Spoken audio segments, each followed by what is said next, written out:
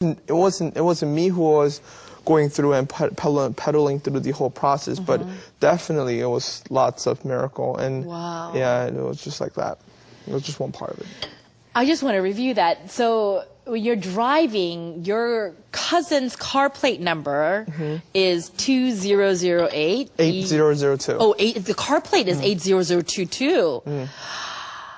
8002, right? And then your contestant number happened to be 8002, just randomly, not by you, you know, you were designated, you just, and you just knew that there was some kind of something happening, huh? Yeah, what are the chances of me being on 8,002nd contestant, you know? Yeah. So. Out of 10,000 people in one state, in Pittsburgh, you know, or actually, wow. So that was pretty amazing. One city, actually, basically, one city. That's just, wow. So 12 hours of wait, and you go and sing, and out of the 10,000, you went to 300. Then, you know, after the 300, then what happened now? After 300, you have to sing again in front of this producers and everyone. That's when I first met Nigel.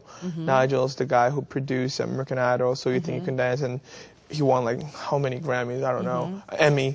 And I sang in front of him, and then out of 4 guys, 3 guys have to pass in order for me to go to the next round. One guy said no, but Nigel strongly recommended that I should move on. So I moved on, and I saw Jennifer Lopez in the very, very next round. So the very next round, is it the second day, the next day, or is how long in terms? Like a month. It's like a month of waiting. 1 month of waiting. So 1 month of waiting, and then you go, and you are performing. How many people now in the final? In the final, only in Pittsburgh, I think it was about 100. 100? So they have to listen to 100 singers. That's a lot of singers they have to listen to. That is a lot of singers, yes. So what made you different? I think out of 100? In my mind, I always thought like all the stereotype is something that we cannot get rid of in one day. And as far as we're not going to literally rip off our skin, we just have to be Asian. And they're going to have that stereotype where, oh, this kid is going to be funny or it's going to be a joke. He doesn't have that talent. So I knew that. So I kind of walked into the room and kind of lowered their expectation purposely, even more than that. So without the confidence, you said, okay, I'm going to say, I'm going to look like your stereotype. I'm going to look like the Asian that you're thinking. Oh my goodness. Even more below than that. And I walked in, and then I kind of act like, oh, goofing around, act like it's going to be the train wreck. And then when they didn't expect, I sang, and it was a little better than what they expect, and it just became boom, you know. But I knew like, oh, it's not that good. But in their mind, like, it's so unexpected. They were confused at that time.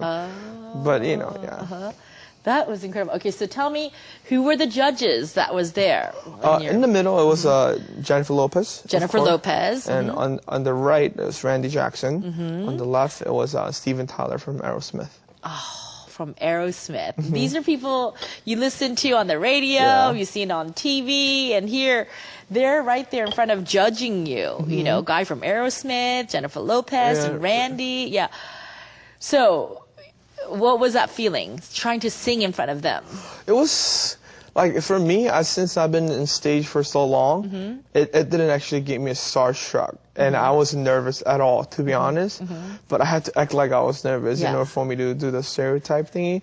But it was fun for me. It was really fun for me. Really? And the fact that so many people and so many friends are waiting for me outside, and knowing that I know I'm going to make it through. It was just a great experience. On that moment, I loved it. Yeah. Well, no, how did you know that you were going to make it through? Why is it that you felt like you would have? It's because I know it's like a trend of doing things. And last year of American Idol, they had to have at least one Asian singer. I see. And I think it doesn't have to be, right? But it doesn't have to be, but I think we have more advanced than other people because we're different. We just look different, and we actually walked in that room with full advance in our hands. So I thought, I didn't know I was gonna make it through, but it was more of I did know that I had more advantage than other people. So So this is actually one of the times where we don't have that prejudice against us. It actually benefited you in America to be Korean, to be Asian, and because you were actually looked upon different right away just by your image. Yeah.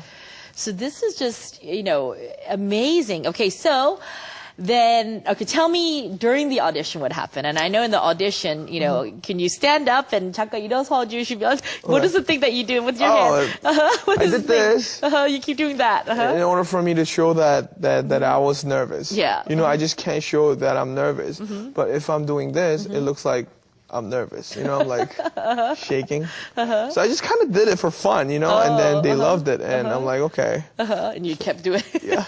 I just kept on doing it. And then it kind of became my... your forte. Yeah, I guess. Yeah. Okay, so what is the song that you actually sang for the audition? For the first time in TV, by the way, there's like 3-4 auditions we had to go through in order for us to be on TV. But the very first song that I sang was Michael Bolton, How Am I Supposed to Live Without You? Why did you choose that song to sing as your audition? I don't know. It just I don't know how it happened. But once I heard that song, I'm like, wow, this is a great song. I just wanted to sing it. Yeah. So you practiced that song for how long? One day. One day? One day. That's it? Yeah, my cousin go to Carnegie Mellon.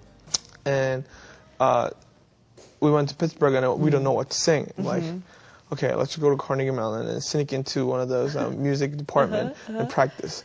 And I chose that song at that time, right before the audition. Really? Most people probably chosen a song. Okay, they're going to be American Idol contestants. So they're going to sing a song. So the one song you sang there, what about the songs before? What did you sing? It was the one song. The whole time? The whole time. Until we moved to Hollywood round. And so once you then you came out and you became one of the finalists. What's the first thing you came out and the feeling that you had? You mean once I made it to the Hollywood round? Or? Yeah, well, actually, okay, let's go back a little bit more. Okay. You sang in front of Jennifer Lopez, Randy, and the Aerosmith guy. You sang in front of them. You came out, and your friends are there. What was your feeling? I'm like, oh, well, they've been waiting for me in that room for like 7-8 hours. And I'm like, I made it. Imagine if I didn't make it and then walked out there and I'm like, oh, this is all tragic. But I had green ticket, yellow ticket in my hand, and I'm like, guys, I made it. And then they were so happy about it. And then I'm like, oh, we're happy. But after like a couple of minutes pass, I'm thinking, okay, so what do I have to do now? We just have to prepare